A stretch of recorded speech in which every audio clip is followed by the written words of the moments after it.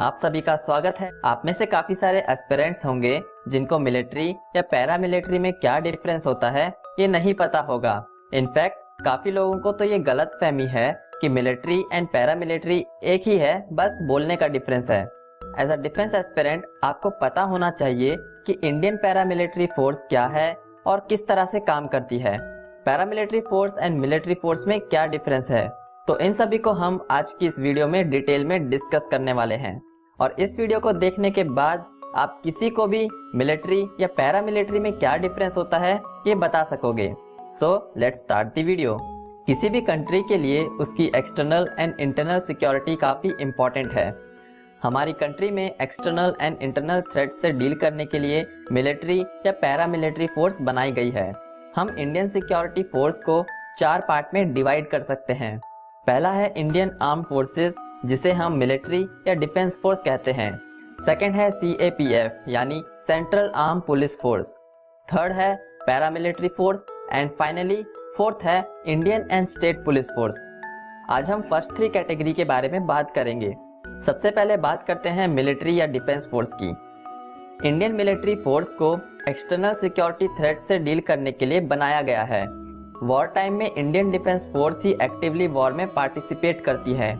Indian arm forces में 3 main services included हैं, that is Indian army, Indian navy and Indian air force. अभी के लिए आप यहाँ पर कोस्ट गार्ड को भी कंसीडर कर सकते हो, पर इसके बारे में हम लोग बाद में बात करेंगे। अब बारी है CAPF की यानी सेंट्रल आर्म पुलिस फोर्स की। CAPF ministry of home affairs के अंडर में सर्व करती है। वैसे तो CAPF का काम इंटरनल सिक्योरिटी से रिलेटेड होता है, पर ज़रूरत पड़ने पर ये आर्मी के साथ वॉर टाइम में काम कर सकती हैं। CAPF में CRPF, BSF, ITBP, SSB and CISF शामिल है। CRPF का काम है इंटरनल सिक्योरिटी ड्यूटीज़ करना और साथ ही इन्हें एंटी नक्सल ऑपरेशंस में शामिल किया जाता है। BSF का मेन रोल है Indo Pakistan and Indo Bangladesh border की पीस टाइम में सुरक्षा करना। वहीं SSB यानी सशस्त्र सीमा बल Indo Nepal and Indo Bhutan border पे मौजूद रहती है। ITBP यानी Indo Tibetan border police Indo China border की सुरक्षा करती है। CISF यानी सेंट्रल इंडस्ट्रियल सिक्योरिटी फोर्स का काम है central government industrial complexes, buildings and PSU की रक्षा करना। अब बात करते हैं पैरामिलिट्री फोर्स की। पैरामिलिट्री फोर्स के डेफिनेशन के अकॉर्डिंग पैरामिलिट्री फोर्स वो है जिसमें मिलिट्री ऑफिसर्स उस फोर्स को मैनेज करते हो, पर वो force ministry of home affairs के अंडर आती हो। और इस डेफिनेशन के according Assam Rifles, Indian Coast Guard, NSG, Rashtriya Rifles and SFF भी शामिल हैं। मैंने इंडियन कोस्ट गार्ड को Indian arm forces and paramilitary force दोनों ही कैटेगरी में रखा है, पर इंडियन कोस्ट गार्ड किसका पार्ट है, इंडियन आर्म फोर्सेस का या इंडियन पैरामिलिट्री फोर्स का?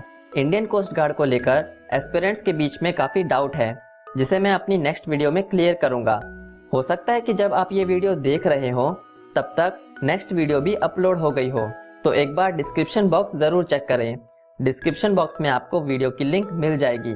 तो आज की इस वीडियो को मैं समराइज कर देता हूँ। मिलिट्री फोर्सेस को मिनिस्ट्री ऑफ डिफेंस के द्वारा लीड एंड मैनेज किया जाता है।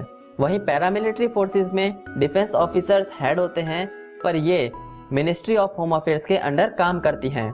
मैं उम्मीद करता हूँ कि अब आपको military, paramilitary and central arm police force में क्या डिफरेंस है ये पता चल गया होगा। फिर भी आपका कोई सवाल है तो आप मुझसे कमेंट सेक्शन के थ्रू पूछ सकते हो। आपको ये वीडियो कैसी लगी आप मुझे कमेंट सेक्शन में बताइए। लाइक करें इस वीडियो को एंड अपने फ्रेंड्स के साथ भी शेयर करें।